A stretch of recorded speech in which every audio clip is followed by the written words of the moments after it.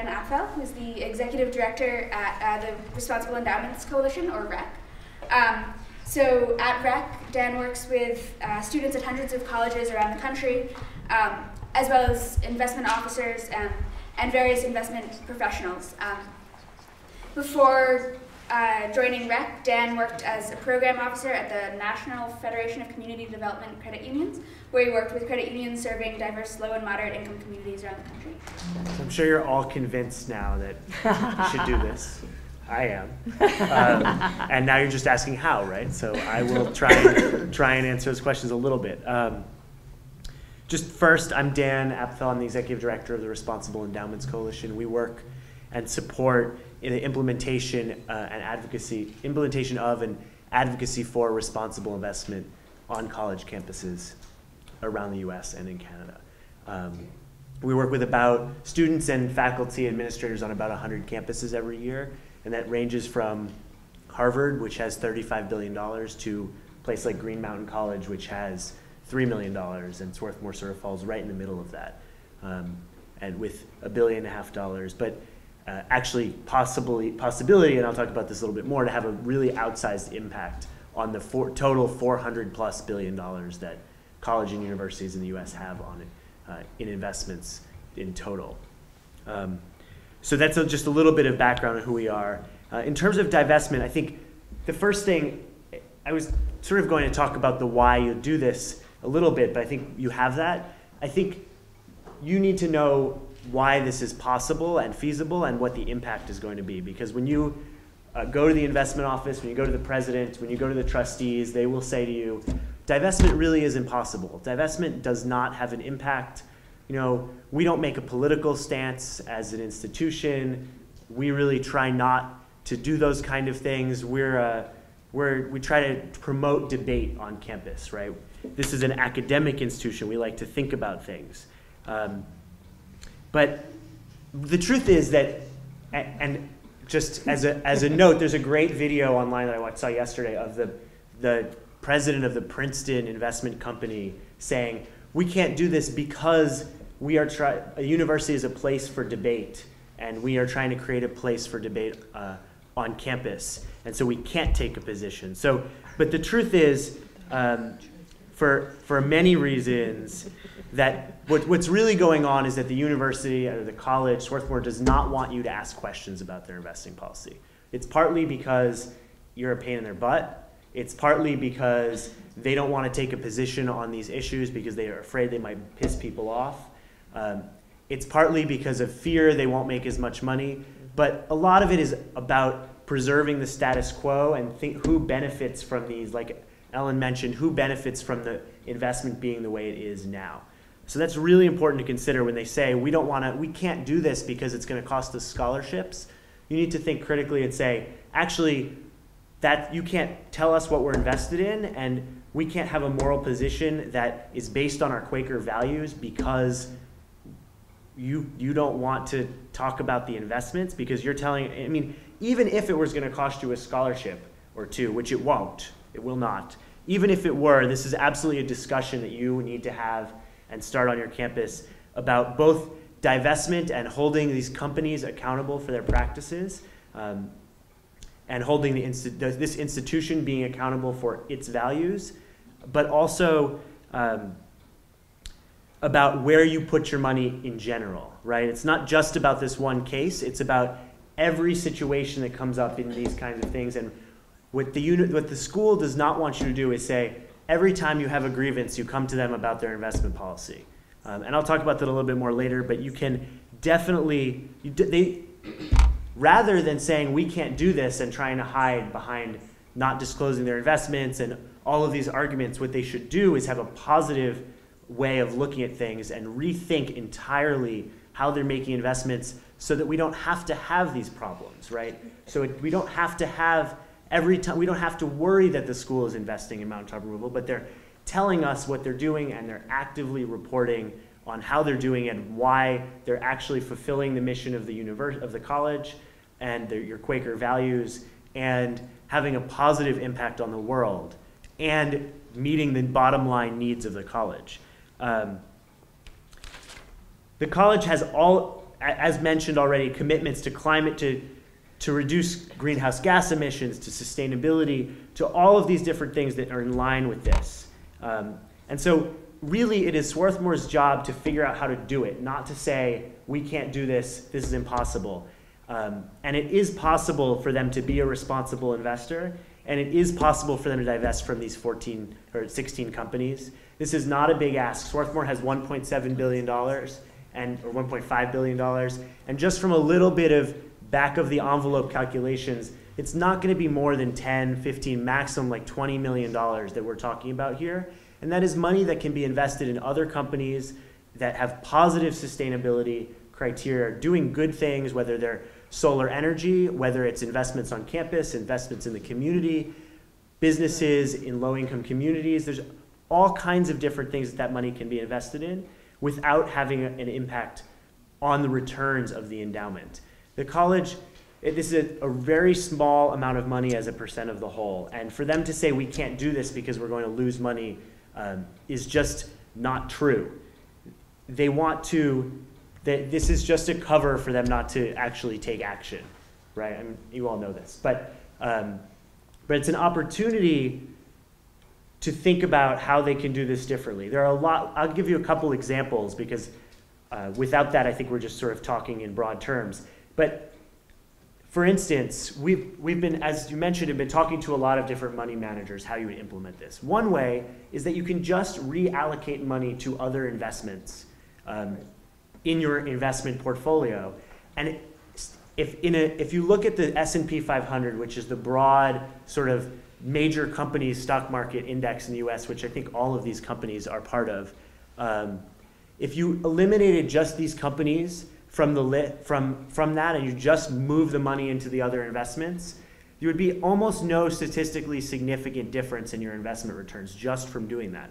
And there are plenty of managers that actually can reallocate the money to those companies so that they are actually matching the returns of the index anyway.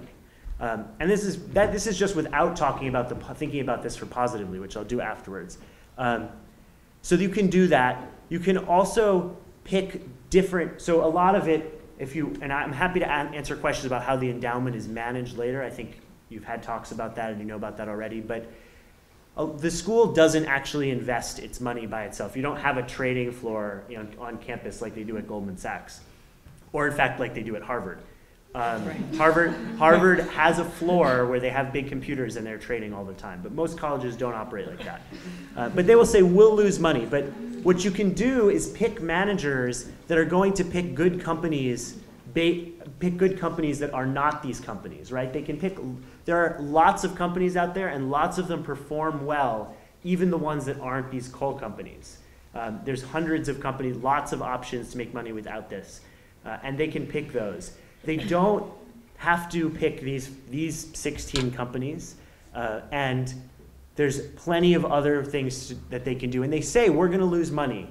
But the truth of the matter is, you cannot compare the investment decisions of Swarthmore to any other investment decisions. Why did Swarthmore make less money than Harvard, or more money than Harvard? Nobody's going out there saying, oh, Harvard made less money than Swarthmore, therefore we need to cut staff salaries at Harvard, right? Swarthmore needs to make the amount of money, the amount of money that they can to maximize their ability to operate in the way necessary. They don't need to make the maximum amount of returns compared to all their peers. They just have to they set goals and try and make that. And Swarthmore could lose lots of money without doing any responsible investing. These 16 companies could lose tons, could all lose lots of money. Massey Energy, which is part of Arch Coal now, was historically a horrible investment. You don't have to, just because these companies are doing this doesn't mean that they're going to be good investments. And hopefully, I think there's a lot of evidence that shows over the long term that the companies that are more invested in fossil fuels, in sort of old energy, are going to perform worse than the companies that are looking into the future and trying to diversify. Even if you're an oil company, if you're trying to diversify and say, our goal is to be 50% not oil by 2020, we're actually looking ahead at other options, that there's a big opportunity for those companies to perform better.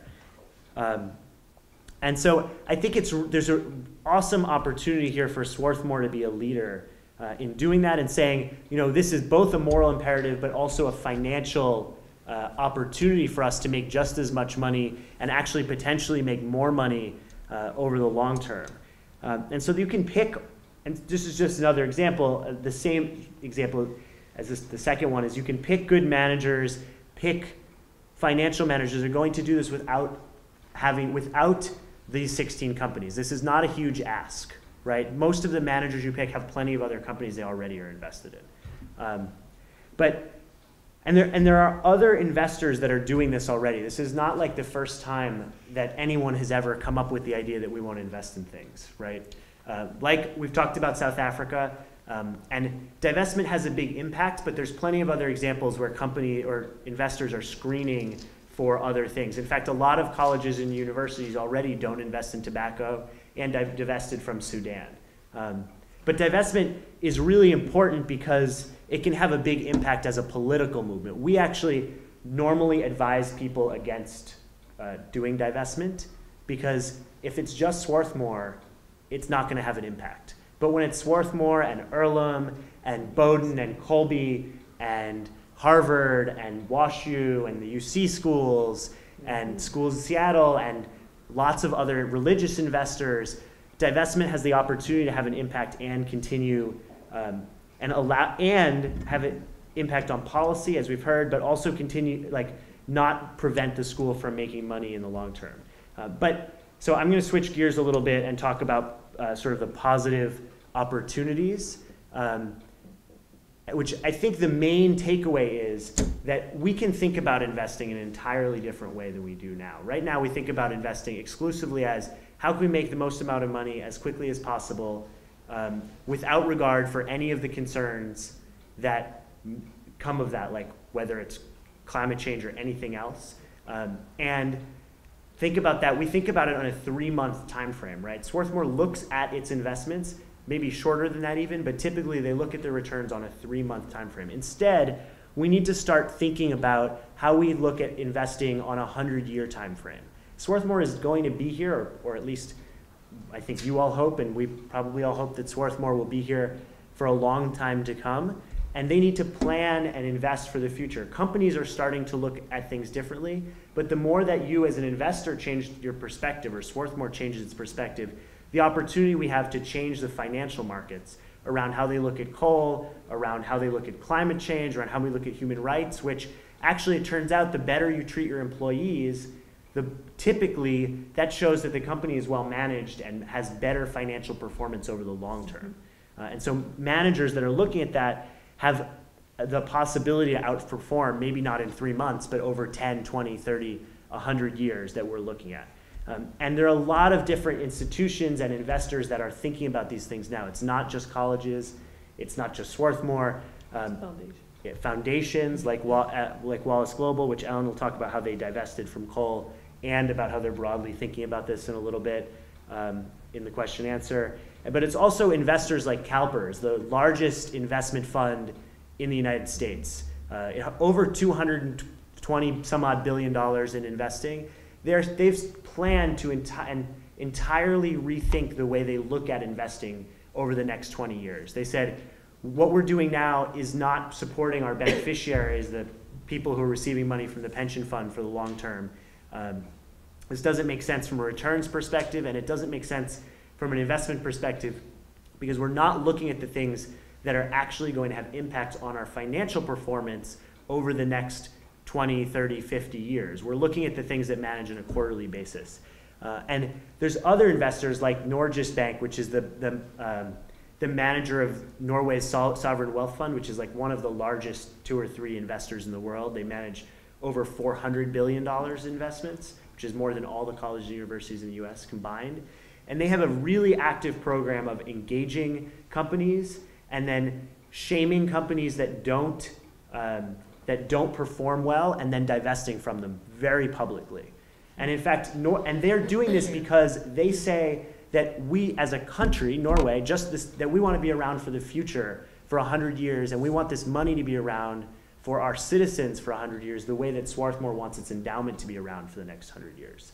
So there are a lot of different investors looking at this, and there's all kinds of opportunities across asset classes, across kinds of investments where you can do this and really have a positive impact on the world without taking a political statement. This is not a political statement. It's a statement on your values, yes, but also on a long-term perspective about preserving the school and the earth for the future, for future generations.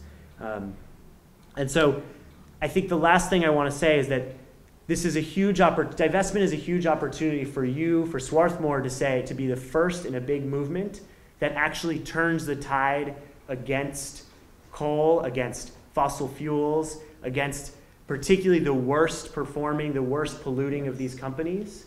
Not just, and we're not talking, nobody here is being unreasonable, right? You said 16 companies. We're not talking every energy producing company in America. We're talking the worst of the worst. And you can divest from those companies based on your Quaker values and then actually rethink the investments that the college is making in its entirety. So you're leading the fight against fossil fuels and also leading the thinking of the future and how on campuses we need to be the ones that are really thinking about how the world works and how finance works and how this is a learning opportunity and a moment for us to actually have a palpable impact on the way all money flows in the entire world. And this is your opportunity. It is not the trustees' opportunity. This money belongs to you, to the alumni, to the future generations of students, and to the community that has granted Swarthmore its 501c3 tax status. And so this is an awesome opportunity for Swarthmore to live up to its values and to be a leader in rethinking the way that investment works broadly.